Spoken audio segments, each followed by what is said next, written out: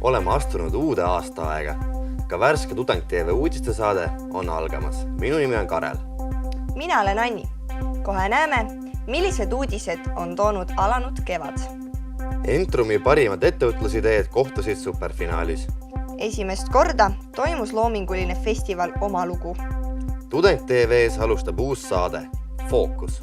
Hiivame ankrud ja seilame Napoli sadama virtuaalsetes vetes. Tudengi Jazz pakkus midagi igale maitsele.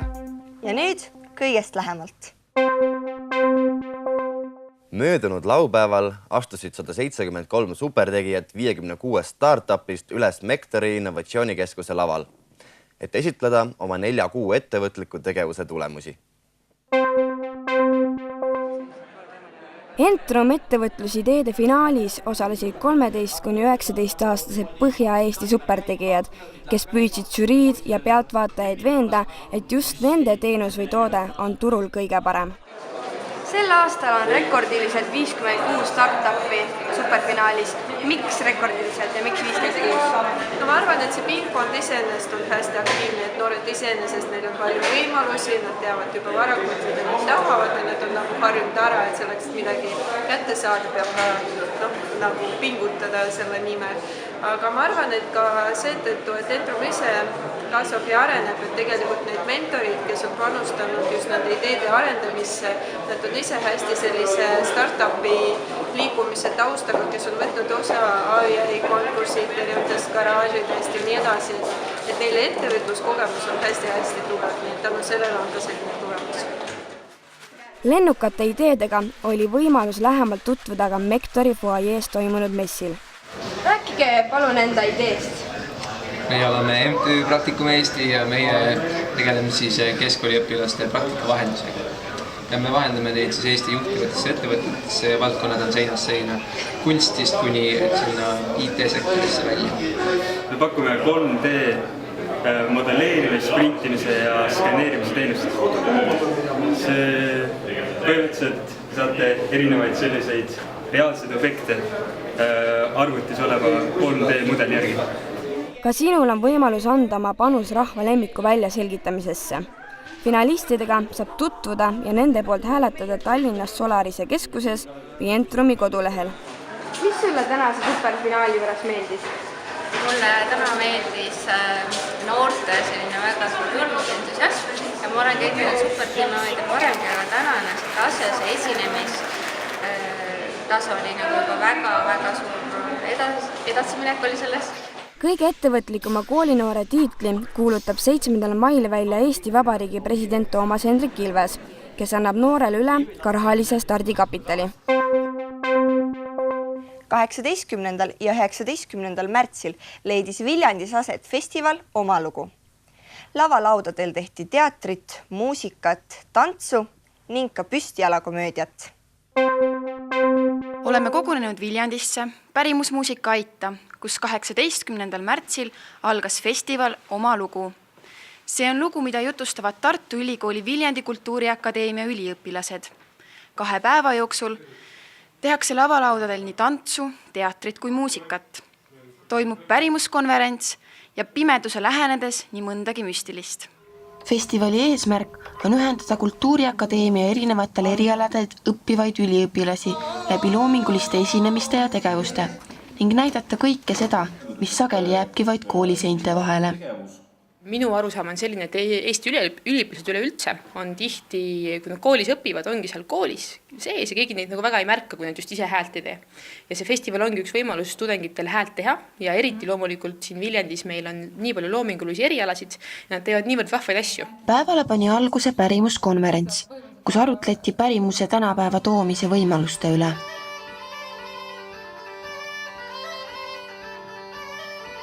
Lisaks konverentsile astus oma esimese stand-up komöödiaga lavalaudadele teatritudeng Märt Koik.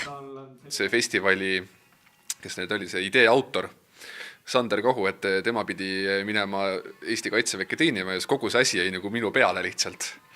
Et kõik see väljamõtlemine, korraldamine, kõik asjad, et siis mul oli sellega mura suur, sest see ei olnud nagu minu idee ega minu teha see asi siis. aga siis sellisest sai minu asjaks. Ööhämaruses andis aga Sepikojast kontserdi Silver Sepp, kus lisaks tavapillidele esitas ta oma kordumatut loomingut, kasutades ka hulgaliselt oma valmistatud fantaasiapille.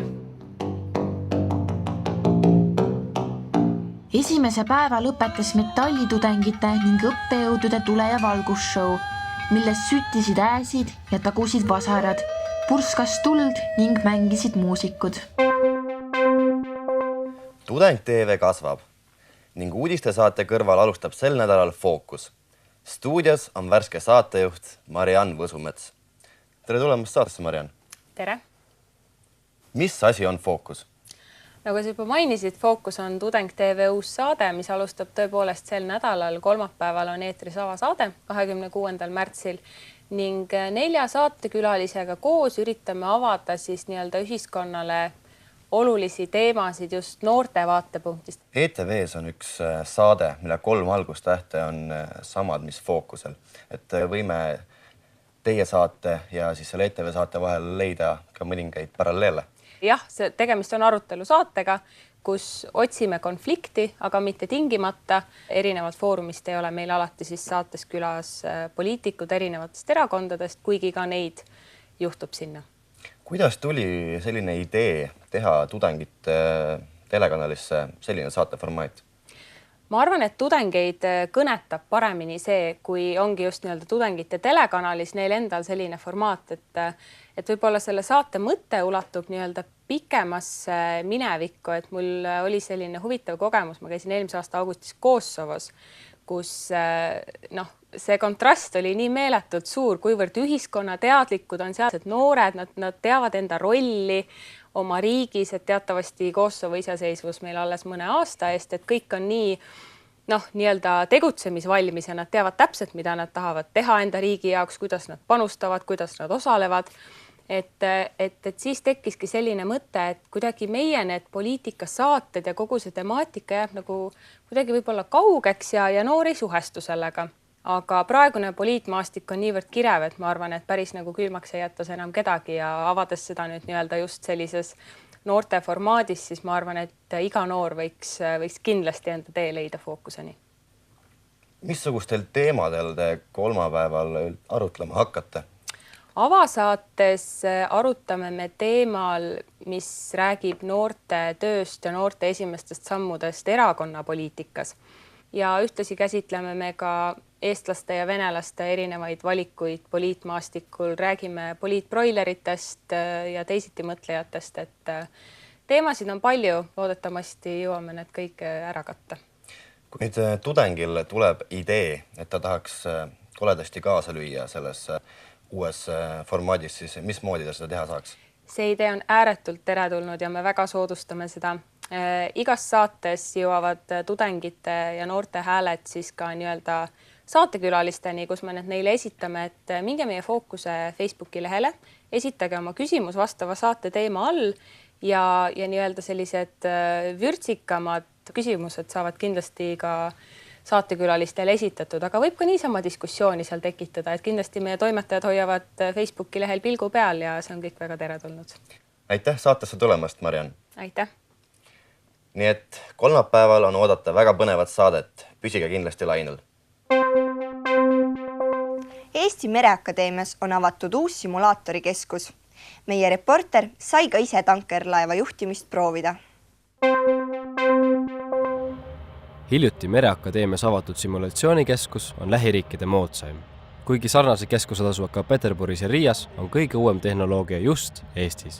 Meie saame tekitada selle, et kaptenid on oma sillas, mehaanikud on oma sillas, nad peavad omavahel suhtlema, tiimitööd arendama. Seda kuskil mujal hetkel Läänemere piirkonnas ei ole võimalik teha. Simulaatorid on siis põhiliselt kolm suurimat, mida kõige rohkem kasutatakse, ehk siis seesama, kus me käisime, ehk siis laeva simulaator. Siis on masinaruumi simulaator ja siis on raadioside simulaator, et kommunikatsioon merel on üks kõige olulisemaid asju. Õppurid saavad harjutada sildumisi reaalsetes sadamates, laeva dokkimist, puksiiride kasutamist, manööverdamist või transiitsõitu. No aastaid tagasi kunagi toimus see kõik mere peal, tehti seda kõike laevade peal, et tegelikkuses on simulaatorikeskus olemas olnud juba 11 aastat, küll aga ei ole ta olnud nii uhke, nii läbi mitme korrus, nii kõike hõlmav. Ta on iga versiooniga nagu läinud paremaks ja paremaks. 3. kursuses käivad, nagu ütleme, võime öelda pidevalt, jah. Esialgu õpivad, kuidas hoida laeva teekonna peal, nii avamerel kui kitsas, erinevaid laevu ja nii edasi. Ja 4. kursus juba manööverdamine keerulistes situatsioonides, sildumine sadamates, erinevate laevadega, erinevate käituritega ja nii edasi. Virtuaalseid sadamaid on 44 ja valida saab nii kruiisilaevade, tanklaevade kui ka näiteks kaatrite hulgast.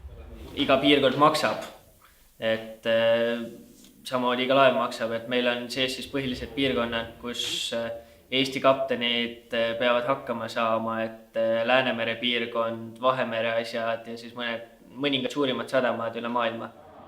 Simulaator võimaldab ehedalt simuleerida ka laevade kokkupõrkeid, tulekahjusid või torme.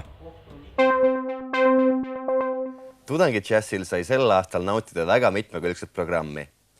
5 päeva kestnud jazzmaraton kulmineerus Tallinnas, kus kontserdid toimusid väga erinevates jazzlokaalides, sealhulgas ka vastavatud Philly Joe's Jazz klubis.